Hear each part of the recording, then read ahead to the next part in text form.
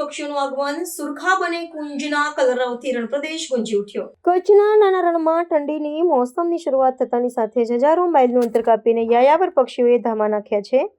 આ વર્ષે સુરખાબ, ચમચો, કુંજ, તિલોર અને બાજ જેવા વિભિન્ન પ્રજાતિના વિદેશી પક્ષીઓ મોટા પ્રમાણમાં રણ વિસ્તારમાં જોવા મળી રહ્યા છે.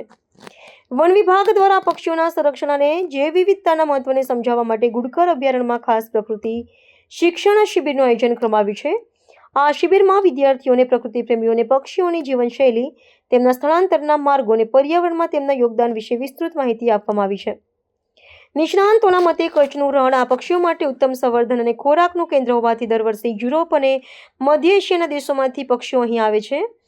પ્રકૃતિ શિક્ષણ શિબિરના માધ્યમથી સ્થાનિક લોકોમાં પણ વન્યજીવ સુરક્ષા પ્રત્યે સંવેદનશીલતા વધશે તેવી આશા વ્યક્ત કરવામાં આવી રહી છે.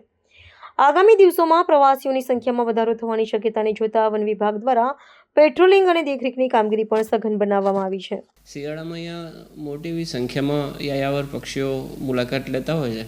ખાસ કરીને ફ્લેમિંગો છે, પેલિકન છે અને રેપ્ટર એટલે કે શિકારી પક્ષીઓ પણ ખૂબ મોટી માત્રામાં આવતા હોય છે. અને આને કારણે પ્રવાસીઓ માટે ગુડખર અભયારણ્ય એક આકર્ષણનું કેન્દ્ર બનતું હોય છે. મોટી સંખ્યામાં સ્થાનિક તેમજ ફોરેનર્સ પક્ષીઓ માટે અહીંયા વિઝિટ લેતા હોય છે.